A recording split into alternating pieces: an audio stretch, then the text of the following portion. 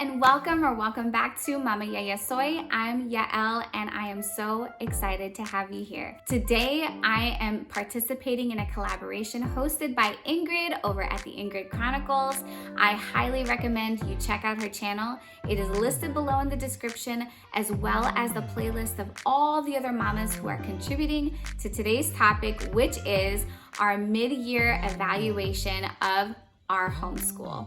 Let's get into it. Homeschooling in 2020, or at least starting homeschool in 2020, is definitely an interesting experience. We pulled our child out of school. She was in kindergarten. She entered first grade as we started homeschooling. And because she was home for the latter part of the school year, it just sometimes feels a little bit like Groundhog's Day, not gonna lie. But I will say there are a lot of blessings that we have been able to experience as a family, being able to grow closer together and gain new perspectives and understandings of one another that I feel like we wouldn't have if we were not homeschooling during this time. First, I want to talk about what has been working really well for our homeschool, and that is our curriculum choices. I think that we made great choices for the school year. It's not absolutely perfect, but it is fitting for us. And so I feel like that's why it's worked so well. Although not a lot has changed curriculum-wise for us, we are certainly making some changes when it comes to our approach to homeschool, our routine, and our rotations. As far as our homeschooling rotation goes, I'm specifically talking about the curriculum that we rotate through and also what we're focusing on from day to day. So every other day, we're going to give more weight to one subject and specifically focus on learning a new concept in that subject.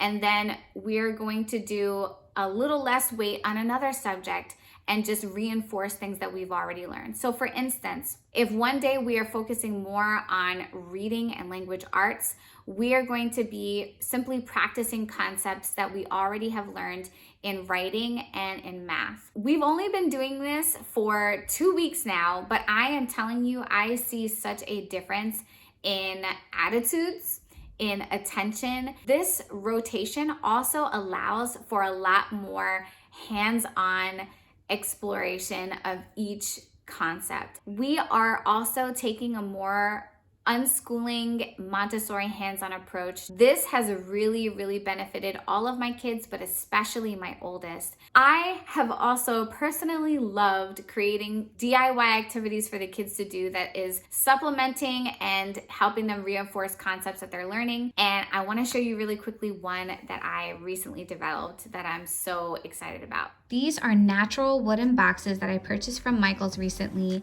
We have reading on the bottom, and this is my preschoolers. She has her little Montessori wooden word spinner that she's using to practice CBC words.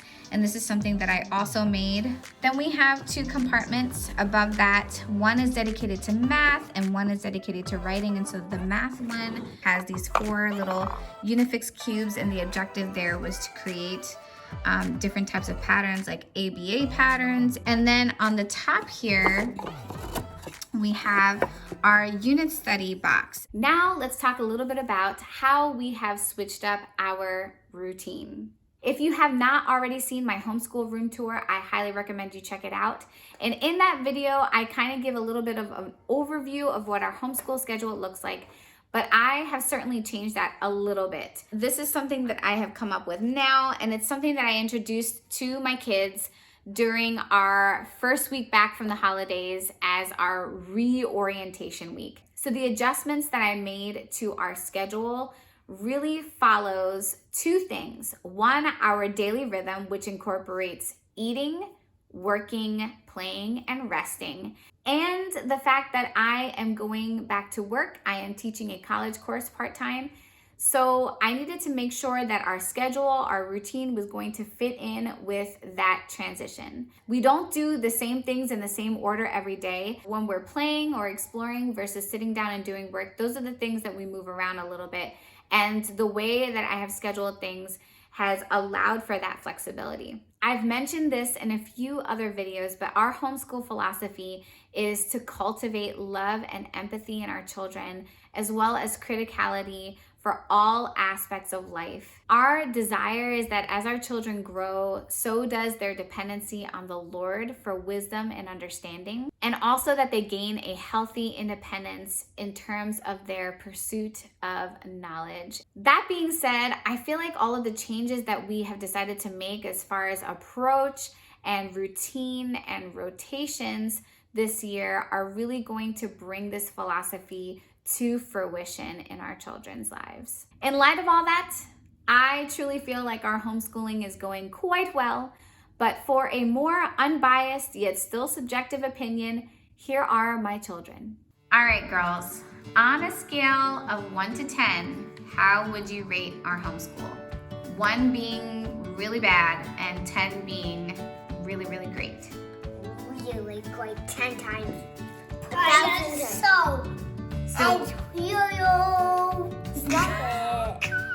What do you like about our schoolwork right now? That it's fun and we're still learning. Yeah, that's great. I draw sand when I'm playing, when I'm doing something with sand. I draw words with sand. You draw words with sand? How cool. Yeah. Very cool. What about you, Solana? What do you think? I think it's Pisces. Hey. Oh my gosh. To the beautiful and wonderful mamas who are watching right now, I want to encourage you and leave you with the following. Above all other things, prioritize love for God and others and rest for your soul. Everything else will follow. Take care, be blessed, and I'll see you in the next one.